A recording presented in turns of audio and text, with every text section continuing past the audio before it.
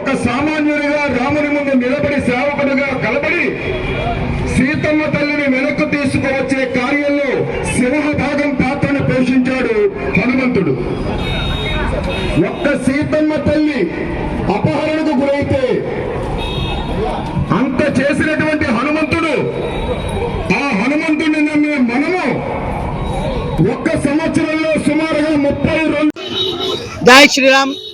విశ్వ హిందూ పరిషత్ విజయవాడ మహానగర ఆధ్వర్యంలో హనుమాన్ జన్మదినోత్సవ మహోత్సవాల్ని అత్యంత వైభవపేతంగా హనుమాన్ ర్యాలీ ద్వారా అన్ని సామాజిక వర్గాలు సాంప్రదాయ భేదాలు స్వస్తి పలికి దేశం కోసం, ధర్మం కోసం, సమాజ హితం కోసం మేము సైతం అంటూ ఒక ఉప్పెన తరంగాలలాగా ఈ రోజున రామభక్త హనుమాన్ యొక్క భక్తులందరూ కూడా ఉవ్వెత్తున ర్యాలీ రూపంలో ఎగసపడ్డారు.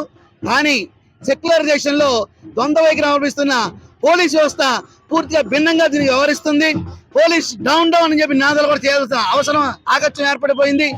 మందిగా వస్తే తోకముడుస్తున్నారు, మర్యాదగా వస్తే అణిచివేస్తున్నారు. ఇది ధర్మమా అని మేము ప్రశ్నిస్తున్నాం.